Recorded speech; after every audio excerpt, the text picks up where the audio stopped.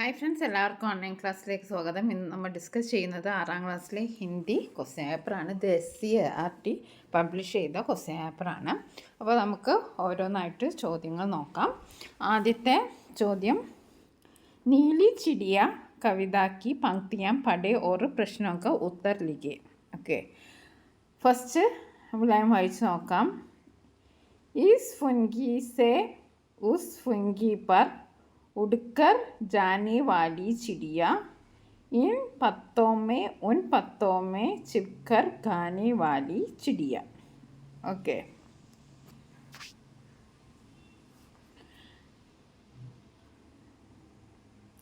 ये पंक्तियां किसके बारे में है?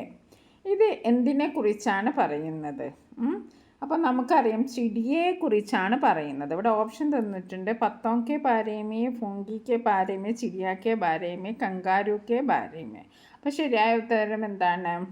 चिड़िया के बारे में. निडाली शब्द के अर्थ में कविता में प्रयुक्त शब्द कौन सा है?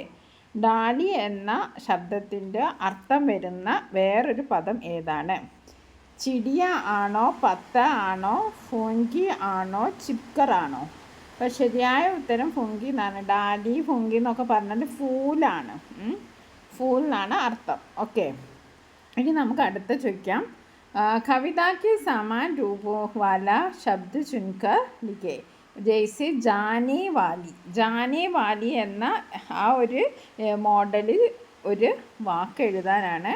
അപ്പം ജാനേ വാലെ അതുപോലെയുള്ളൊരു വാക്ക് ഏതാണ്? ഇവിടെ നമുക്ക് നോക്കാം. ജാനേ വാലി എന്നുള്ള ഒരു ആ രീതിയിലുള്ള ഏതെങ്കിലും ഒരു വാക്ക് എഴുതാനാണ്. ഓക്കെ, അപ്പം നമുക്ക് ഇവിടെ ജാനേ വാലി എന്നുള്ള രീതിയിലുള്ള ആ മോഡൽ വേറൊരു വാക്ക് ഇവിടെ കാണുന്നുണ്ട്, ഗാനേ വാലി. അപ്പം നമുക്ക് എന്ത് എഴുതാം? ഗാനേ വാലി എന്ന് എഴുതാം. ഓക്കെ, നെക്സ്റ്റ് ക്വസ്റ്റ്യൻ നോക്കാം. കവിതാക്ക് സമാൻ ആശയ് വാലി പങ്ക്തിയാം ചുൻകർ ലിഖേ. ഇത് ഒരു ലൈനിൻ്റെ അർത്ഥമാണ്. അപ്പോൾ ആ പദ്യത്തിൽ ആ ഒരു അർത്ഥമുള്ള ലൈൻ എഴുതാനാണ് പറഞ്ഞത്. ചിടിയ ഏക്ക് ഡാലി സെ ദൂസരി ഡാലി പർ ഉഡ് ജാത്തി ഹെ. ഒരു പൂവിൽ നിന്ന് മറ്റൊരു പൂവിലേക്ക് പറന്നു പോവുകയാണ്. ആ അർത്ഥം വരുന്ന ലൈൻ ഏതാണ്? ഇതാ, ഇസ് ഫുങ്കി സെ ഉസ് ഫുങ്കി പർ ഉഡ്കർ ജാനേ വാലി ചിടിയ. ഈ രണ്ട് ലൈനാണ് നമ്മൾ അവിടെ എഴുതേണ്ടത്. ഓക്കെ, അപ്പോൾ നമ്മുടെ ചോദ്യത്തിൻ്റെ ഉത്തരമൊക്കെ ഈ 4 ലൈനിൽ തന്നെ ഉണ്ട് അല്ലേ? അപ്പോൾ അതിൽ നിന്ന് നമ്മൾ അത് ശ്രദ്ധാപൂർവം വായിച്ചെഴുതുക എന്നതോടു നമുക്ക് 5 ചോദ്യത്തിന് കറക്റ്റ് ഉത്തരം കിട്ടും. ഇനി അതല്ലെങ്കിൽ വേറെയും നമുക്ക് ഓപ്ഷൻസ് ഉണ്ട്. 2 ചോദ്യങ്ങളിൽ ഏതെങ്കിലും ഒന്ന് എഴുതിയാൽ മതി. ഒന്നെങ്കിൽ നിങ്ങൾ ഈ ചോദ്യത്തിൻ്റെ ഉത്തരം എഴുതുക, അല്ലെങ്കിൽ ഇത് എഴുതുക. ഇത് നോക്കാം. ബാദൽ കവിതാക്കി പങ്ക്തിയാം പടേ ഹോർ പ്രശ്നോക്ക ഉത്തർ ലിഖേ. ഇത് ബാദൽ എന്ന കവിതയിൽ നിന്നുള്ള 4 ലൈനാണ്. ഹവാ പടുക്കർ ലാത്തി സർസർ ചായേ കേസെ കാലേ കമ്പൾ കിതനെ സുന്ദർ ലഗ്തേ ബാദൽ പേടോൻ ജേസി ബേഡോൻ ജേസെ. ഓക്കെ, ഈ പങ്ക്തിയാം കിസ്കെ ബാരെ മേ ഹേ. അപ്പോൾ ഈ ഒരു 4 ലൈൻ വായിച്ചപ്പോൾ നമുക്കിത് എന്തിനെ കുറിച്ചാണ് പറയുന്നതെന്ന് മനസ്സിലായല്ലോ. എന്തിനെ കുറിച്ചാണ്? ये पंक्तियाँ किसके बारे में? बादल के बारे में, कंबल के बारे में, हवा के बारे में, आसमान के बारे में. അപ്പോൾ ഇത് എന്തിനെ കുറിച്ചാണ്? ബാദൽ के बारे में. ബാദലിനെ കുറിച്ചാണ് ഈ ഒരു പാഠമുള്ളത്. ബാദൽ എന്ന് പറഞ്ഞാൽ എന്താണ്? കാർമേഘം. ഇനി അടുത്ത് മേഘ ശബ്ദക്ക് ലിയേ കവിത പ്രയുക്ത ശബ്ദ കോന ഹെ. മേഘം എന്ന അർത്ഥം വരുന്ന ഏതാണ്? ബാദൽ. ബാദൽ, ബാദൽ. നെക്സ്റ്റ് നമുക്ക് നോക്കാം. കവിത സെ സഹി പ്രസ്താവ് ചുൻകർ ലിഖേ. കവിതയിൽ നിന്നും ശരിയായ, ഇവിടെ 4 ഓപ്ഷൻസ് തന്നിട്ടുണ്ട്. അതിൽ നിന്ന് ശരിയായത് എടുത്തെഴുതാനാണ് പറഞ്ഞത്. കമ്പൽ ബാദൽ കോ പക്കഡ് ലാത്താ ഹേ, हवा बादल को पकड़ कर लाता है, चिड़िया बादल को पकड़ कर लाती है, बारिश बादल को पकड़ कर लाती है. അപ്പോൾ ഇതിൽ ഏതാണ് ബാദലിനെ പിടിച്ചു കൊണ്ടുവരുന്നത്? നമുക്ക് നോക്കാം. ഹവ പകഡ്ക ലാത്തി സർസർ. അപ്പോൾ ഇവിടെ ഫസ്റ്റ് ലൈനിൽ തന്നെ ഉണ്ട് എന്താണ് പിന്നെ ബാദലിനെ പിടിക്കുന്നതെന്ന്. എന്താണ്? ഹവ ആണ്. ഹവ ബാദൽ കോ പകഡ് കർ ലാത്തി ഹേ. ഓക്കെ, ഇനി നമുക്ക് അടുത്ത ചോദ്യം നോക്കാം. ചോദ്യത്തിന് ഉത്തരമൊക്കെ ഇവിടെ കൊടുത്തിട്ടുണ്ട്. वे पंक्तियाँ किसके बारे में है? ये पंक्तियाँ बादल के बारे में है। मेघ शब्द के लिए कविता में प्रयुक्त शब्द कौन है? मेघ शब्द के लिए कविता में प्रयुक्त बादल है, बादल। ओके, कविता में सही प्रस्ताव चुनें। कविता के अनुसार हवा बादल को पकड़कर लाती है। ओके, ഇനി അടുത്ത ചോദ്യം, ആകാശ് में बादल काले कंबल जैसा छा जाते हैं ബഹുത്ത് സുന്ദർ ലഗ്താ ഹെ. ആ ഒരു അർത്ഥം വരുന്ന ലൈൻ എടുത്ത് എഴുതാനാണ് പറഞ്ഞിരിക്കുന്നത്. അപ്പോൾ നമുക്ക് എന്താണ് എഴുതുക? ആകാശ് മേ ബാദൽ ജാത്തെ ഹെ കമ്പൽ ജൈസെ ചാ ജാത്തെ ഹെ ബഹുത്ത് സുന്ദർ ലാത്തെ ഹെ. ആ ഒരു ലൈനിലാണ് ഈ അർത്ഥം വരുന്നത്. ഇനി നമുക്ക് അടുത്ത ചോദ്യം നോക്കാം. രൂരു കഹാനിക്ക് യഹ അംശ പഠേ और प्रश्नों का उत्तर लिखे.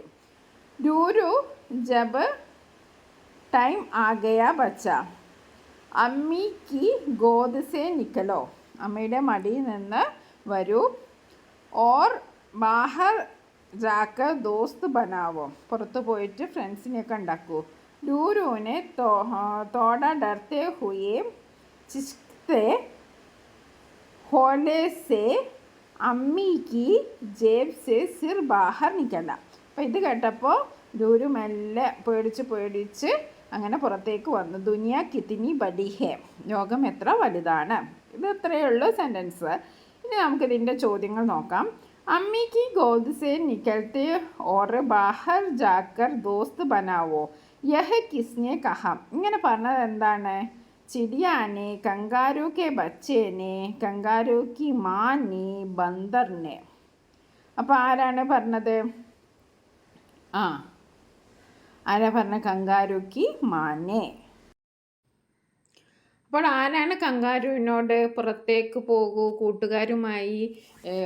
കൂട്ടുകാരുണ്ടാക്കൂ എന്നൊക്കെ പറഞ്ഞത് ആരാണ്?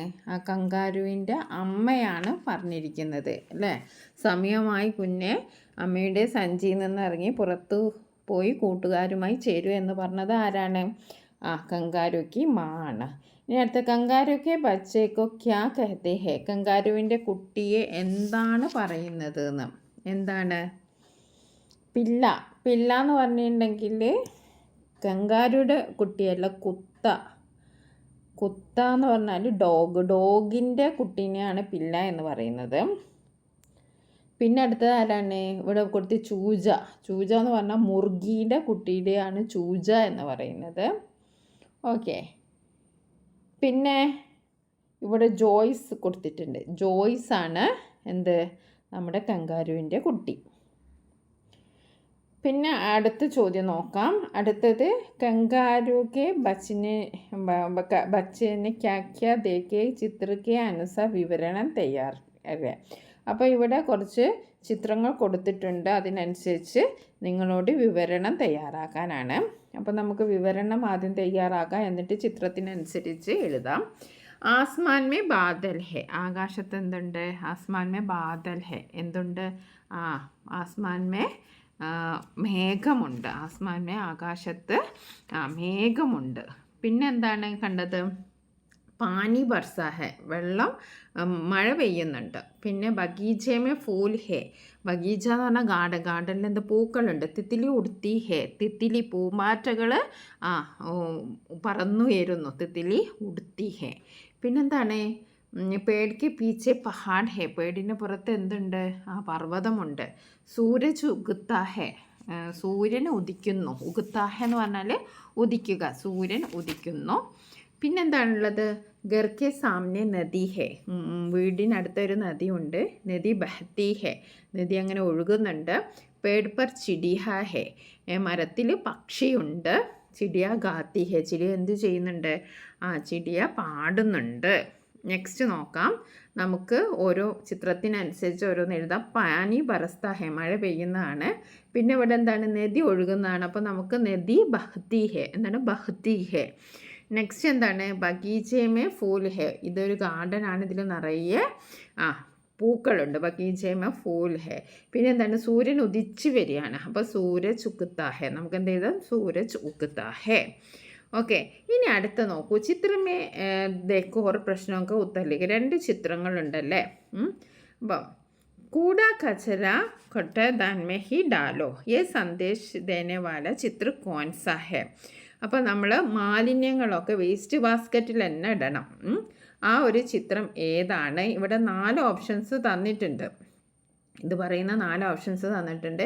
കേവൽ ചിത്ര ഏക ആദ്യത്തെ ചിത്രം, കേവൽ ചിത്ര ആദ്യത്തെ രണ്ടാമത്തെ ചിത്രം, ചിത്ര ഏക് ഓർ ദോ രണ്ടും, ദോനോ ചിത്ര 2 ചിത്രവും അല്ലാന്ന്. അപ്പോൾ ഇവിടെ എന്താണ് വേസ്റ്റ് ബാസ്ക്കറ്റിൽ ഇടുന്നത് എന്താണ്? ഫസ്റ്റത്തെ പിക്ചറാണ്. അപ്പോൾ നമുക്ക് എന്ത് എഴുതാം? ചിത്ര ഏക്ക് എന്ന് എഴുതാം അല്ലേ? ചിത്ര ഏക്ക് എന്ന് എഴുതാം. അപ്പോൾ കേവൽ ചിത്ര ഏക്ക്. ഇനി അടുത്തത് കച്ചര മുക്ത് കേരൾ വിഷയ് പർ പോസ്റ്റർ തയ്യാറാക്കവേ. അതിനെ പറ്റിയിട്ട് ഒരു പോസ്റ്റർ ഉണ്ടാക്കാനാണ്. മാലിന്യമുക്ത കേരളം ഇതിനെക്കുറിച്ച് ഒരു പോസ്റ്റർ തയ്യാറാക്കാനാണ് പറഞ്ഞിരിക്കുന്നത്. ഓക്കെ.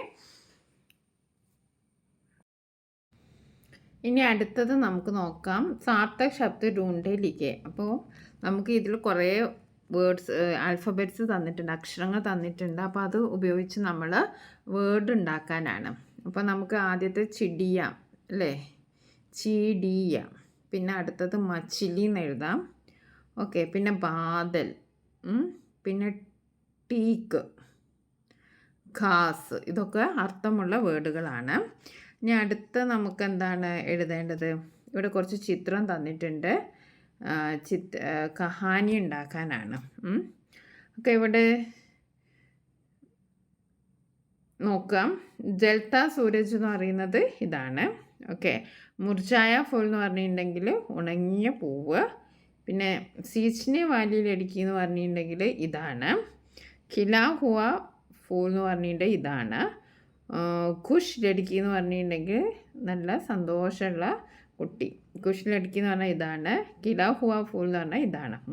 നാലാമത്തെ ഇതാണ്. കുലാ ഹുവ ഫൂൾ എന്ന് പറഞ്ഞാൽ പൂവ് വിടർന്നു. അപ്പോൾ ഇതുപയോഗിച്ച് നിങ്ങളോട് ഒരു സ്റ്റോറി ഉണ്ടാക്കാനാണ് പറഞ്ഞിരിക്കുന്നത്.